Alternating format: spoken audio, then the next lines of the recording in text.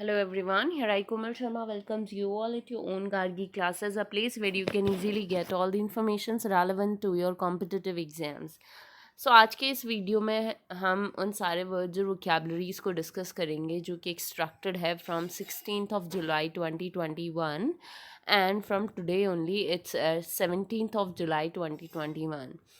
Due to some busy schedules, I wasn't able to upload video yesterday. So today I'm going to discuss all those words or vocabularies which are being extracted from your 16 July editorial discussion. So let's begin with the first word for yesterday. So the first word was reprise. Reprise plays both the role in a sentence as a noun or a verb. इसका मतलब होता है a repeated performance. ठीक है, कोई भी performance जब बार बार repeat की जाती है उसको रिप्रीज बोला जाता है. And the second meaning of the word is to make into a short statement of the main points. किसी भी मेन पॉइंट्स का शॉर्ट स्टेटमेंट बनाना, उसको ब्रीफ आउट करना is what we call reprise. ठीक है, तो इसके सिनोनिम्स हो जाएंगे रिपीटेशन, रिन्यूअल या फिर brief. And the antonyms are extend या फिर एलाबोरेट. चीज़ों को एक्सटेंड करना, एलाबोरेट करना या फिर रिपीट ना करना. So all the main events from the movie happen as expected, and the actors who play the three protagonists also reprise their roles here. So सारे जो इवेंट्स थे मूवी के वो एज एक्सपेक्टेड ही हैपन हुए थे, और जो main जो प्रोटैगनिस्ट थे उन्होंने अपने जो भी परफॉर्मेंस थे उनको दोबारा से रिपीट किया है. So there we use this word reprise. Next word is mood. Mood plays the role or roles of adjective, verb or a noun in a sentence. इसका मतलब होता है subject to debate, dispute और uncertainty. कोई भी ऐसा subject, कोई भी ऐसा point जिस पे हम debate कर सकते हैं, जिस पे dispute create हो सकता है या फिर जो uncertain होता है. ठीक है, so they we can use this word mood. Mood basically हम laws में use करते हैं, जो law में use किया जाता है. कोई भी लॉफुल सब्जेक्ट जो कि डिबेटेबल होता है, डिस्प्यूटेबल होता है, जो कि अनसर्टेन हो. And the synonyms of the word are debatable या फिर doubtful, and the antonyms are certain या फिर सेटल्ड.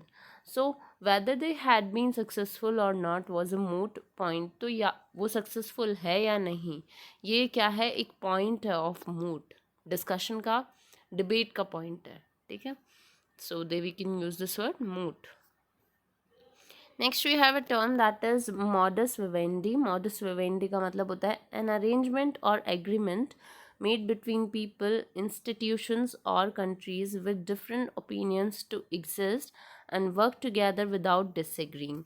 कोई भी दो लोगों के बीच में या ज़्यादा लोगों के बीच में, कोई इंस्टीट्यूशंस के बीच में, कंट्रीज़ के बीच में, ठीक है, जिनके ओपिनियंस बिल्कुल अलग हैं, उन दोनों के बीच में कोई म्यूचुअल अरेंजमेंट होता है, कोई एग्रीमेंट होता है, जो कि बिना डिसएग्री हुए वो एक दूसरे के साथ काम करने में सेटल हो जाते हैं. ठीक है, कोई भी पीपल, इंस्टीट्यूशन या कंट्री के बीच में जो कि डिफरेंट ओपिनियंस रखते हैं, उनके बीच में म्यूचुअल अरेंजमेंट या एग्रीमेंट होता है, और वो म्यूचुअली इस चीज़ को अंडरस्टैंड करते हैं कि बिना डिसएग्री हुए हम इन अरेंजमेंट्स या इन एग्रीमेंट्स पे काम करेंगे. So there we can use this term that is modus vivendi. Next word is ascendancy. Ascendancy is a noun. Ascendancy का मतलब होता है occupation of a position of dominant power or influence. जब आपके पास ऐसी पोजीशन और पावर होती है जो जहाँ पे आप पावर या डोमिनेंस रखते हो या इन्फ्लुएंस रखते हो. ठीक है, आपका पावर और इन्फ्लुएंस होता है उस पोजीशन पे रहते हुए. सो वहाँ पर ये वर्ड का यूज़ होता है, that is ascendancy. So dominance आप सिनोनिम यूज़ कर सकते हो उसके लिए, and the another synonym is control, right, and the antonym is subordinate.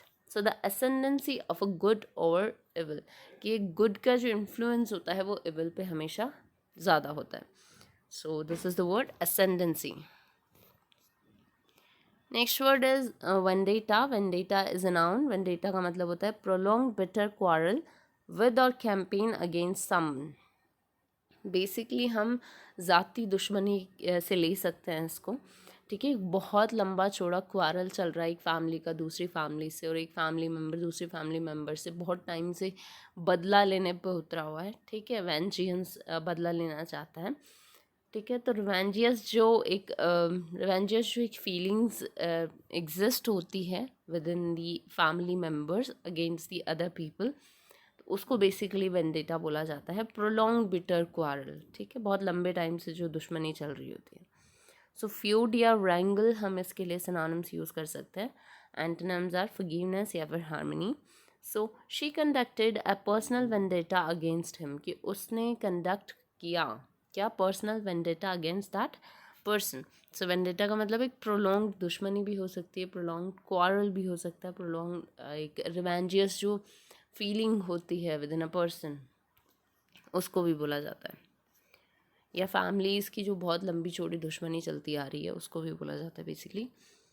Next word is apothecary. Apothecary is a term जो कि यूज़ किया जाता है for a person who prepared and sold medicine and drugs. कोई भी ऐसा person जो medicine या ड्रग्स को तैयार करता है और उसे बेचा जाता है बाय हिम और हर, तो वहाँ पे यूज़ होता है उस पर्सन के लिए बेसिकली। आप इसको फार्मासिस्ट बोल सकते हो। सो वहाँ पे हम ये शब्द का यूज़ करेंगे, that is apothecary. Next is percept. Percept is a noun. Percept का मतलब होता है समथिंग दैट इज परसीव, कोई भी ऐसी चीज़ जिसको हम इजीली परसीव कर सकते हैं। सो इंसाइट या फिर विजडम हम इसके लिए सिनोनिम्स यूज़ करेंगे। Antonym is insanity, while you are not having that sense to understand और to perceive the thing. So first he breaks up the percept, कि सबसे पहले उसने अपना जो भी परसेप्शन है, परसेप्शन ही लिया गया है ये वर्ड बेसिकली, परसेप्ट। सो परसेप्शन को तोड़ना, सबसे पहले उसने कहाँ काम किया और अपने परसेप्शन को तोड़ा, अपने परसेप्ट को तोड़ा। Next word is penchant. Penchant is a noun. इसका मतलब होता है स्ट्रॉन्ग और हैबिचुअल लाइकिंग फॉर समथिंग और टेंडेंसी टू डू समथिंग। जब आप किसी के लिए, आप किसी चीज़ को बहुत ज़्यादा पसंद करते हो और वो पसंद आपकी हैबिट में कन्वर्ट हो जाती है, या फिर आपके अंदर एक पैशन होता है किसी भी चीज़ को करने का, उसको बेसिकली पेंचैंट बोला जाता है। तो फॉन्डनेस या पैशन हम इसके लिए सिनोनिम्स यूज़ कर सकते हैं। एंटोनिम्स आर एंटिपैथी या फिर dislike. So she has a penchant for the adopting stray dogs, कि उसकी क्या पैशन है, स्ट्रे डॉग्स को अडॉप्ट करना। So there we can use this word, that is penchant, having passion for something. Frayed is an adjective. Frayed का मतलब होता है showing the effects of strain. Strain के साइन शो करना, जब हम बहुत ज़्यादा एंक्शस होते हैं और हम बोल सकते हैं फॉरहेड पे जो रिंकल्स आते हैं, ठीक है, उसको बेसिकली स्ट्रेन बोला जाता है, जो कि हमारी एंक्शसनेस को, आप बोल सकते हो हमारी नर्वसनेस को, या हमारे थोड़े से गुस्से को जो शो करता है, ठीक है। तो रिंकल्ड जो सरफेस होता है बेसिकली उसको फ्रेड बोला जाता है। तो इरोड या अनरावल हम इसके लिए सिनोनिम्स यूज़ कर सकते हैं। Antonyms are while you are please and happy. So an effort to soothe frayed nerves, कि एक एफर्ट किया जा सकता है to soothe the frayed nerves. Next word is dissuade. Dissuade is a verb. Dissuade का मतलब होता है persuade someone not to take a particular course of action. जब किसी इंसान को प्रिवेंट किया जाता है, रोका जाता है कि वो पर्टिकुलर एक्शन ना ले, वो ये काम ना करे, तो परस्यूट करना किसी को एक पर्टिकुलर एक्शन लेने के लिए, कि वो एक एक्शन ना ले, इस चीज़ के लिए उसे परस्यूट करना। सो डिस्करेज करना या प्रिवेंट करना किसी को is what where we can use these synonyms for the word dissuade. And pursued या फिर encourage करना are the antonyms. So she said nothing to dissuade him, कि उसने ऐसा कुछ नहीं कहा जिससे कि वो discourage हो. So this is the word dissuade. Another word is drab. Drab जो कि एडजेक्टिव और नाउन दोनों का रोल प्ले करता है एक सेंटेंस में। इसका मतलब होता है लैकिंग ब्राइटनेस और इंटरेस्ट। ब्राइटनेस का लैक होना या किसी चीज़ में इंटरेस्ट कम होना is what we call drab. So colourless या डल हम इसके लिए सिनोनिम्स यूज़ कर सकते हैं। अनइंटरेस्टेड भी बोल सकते हैं आपको, less interested. Antonyms are bright या फिर very interesting. So the landscape was drab and grey, कि जो लैंडस्केप है वो बहुत ज़्यादा कलरलेस है, ब्राइटलेस है, ठीक है, एंड ग्रे है। सो this is the word drab. So till now these were the words for yesterday, and for 17th of July 2021, for today you have these words. So the first one for today is fallout. Fallout is a term which is used as a result. Basically जब हम किसी चीज़ का result show करते हैं, किसी भी चीज़ का कोई हम काम करते हैं, उसका जब रिजल्ट आता है उसको बेसिकली फॉलआउट बोला जाता है। और इसका दूसरा मतलब होता है dangerous waste that carried in the air after a nuclear explosion.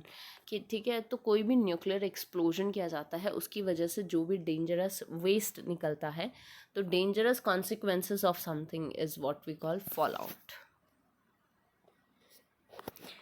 Another word for today is dreadful. Dreadful जो कि एडजेक्टिव का रोल प्ले करता है एक सेंटेंस में, इसका मतलब होता है कॉजिंग और इन्वॉल्विंग ग्रेट सफरिंग, फेयर और हैप्पीनेस। कोई भी ऐसी चीज़ जिसकी वजह से बहुत ज़्यादा सफरिंग क्रिएट हो रही है, फेयर क्रिएट हो रहा है या अनहैप्पीनेस हो रही है, तो वहाँ पे ड्रेडफुल वर्ड का यूज़ किया जाता है।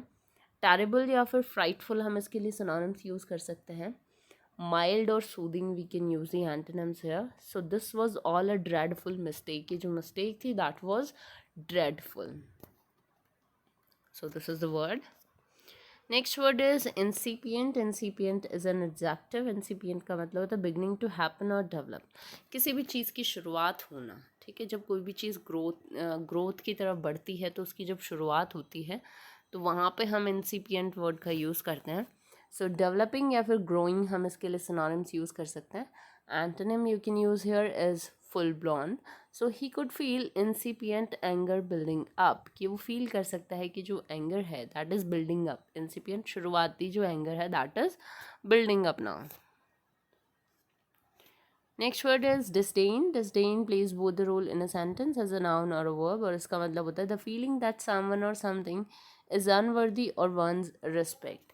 ठीक है, जब कोई भी चीज़ या कोई भी ऐसा इंसान जो कि अनवर्दी हो, जिसकी रिस्पेक्ट ना की जा सके, ठीक है, जो डिसरिस्पेक्ट के लायक हो, अनवर्दी हो, वर्दी ना हो, तो वहाँ पे डिस्डेन वर्ड का यूज़ किया जाता है for some person, for something. So synonyms for the word are scorn या फिर disrespectful, and the antonyms are admiration या फिर respect. So he regards the political process with disdain, कि वो political process को regard करता है as a disdain. Disdainfully he actually regarded the political process. Next word is trifling. Trifling is an adjective. Trifling का मतलब होता है unimportant और trivial. कोई भी ऐसी चीज़ जो important नहीं होती है, trivial होती है, तो वहाँ पे ट्रिफलिंग वर्ड का यूज़ किया जाता है। तो इनसिग्निफिकेंट या फिर सिली, अनइम्पॉर्टेंट हम बोल सकते हैं इसके लिए। सिनोनिम्स हम यूज़ कर सकते हैं। Antonyms are while the things are very important and serious. So the child sat trifling with the burned bread upon his plate.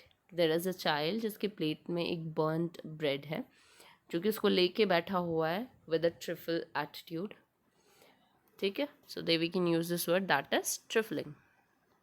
Next word is frightening. Frightening is an adjective. Frightening का मतलब होता है make someone afraid और anxious, किसी को डराना या उसे टेंशन देना, एंग्शियस करना, उसकी एंग्जाइटी को बढ़ाना, is what we call frightening.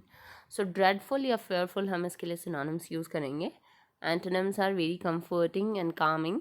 So apparently he found the idea of jail less frightening than the huge dog. कि शायद हो सकता है कि उसे जो जेल का आइडिया है वो ज़्यादा डेंजरस ना लगा हो rather than the huge dog. So this is the word frightening. Next word is corrosive. Corrosive is an adjective. Corrosive का मतलब होता है tending to cause damage. किसी भी चीज़ को डैमेज करने के लिए जो भी कॉजेज होते हैं उसको corrosive बोला जाता है बेसिकली. क्षय करना, ठीक है, किसी चीज़ में कमी करना. इरोडिंग या फिर डैमेजिंग हम इसके लिए सिनोनिम्स यूज़ करेंगे. Gentle and kind are the antonyms. So the corrosive effects of salt water, कि जो सॉल्ट वाटर है उसका जो इफेक्ट है that is so corrosive, damaging. So these were the words for yesterday and for today. Thank you so much. Stay continue with Gargi classes. और अगर आपको इस सेशन की PDF फाइल चाहिए तो डेफिनेटली आपको टेलीग्राम चैनल पे मिल जाएगी. लिंक जो है चैनल का वो डिस्क्रिप्शन बॉक्स में दे रखा है. Thank you so much.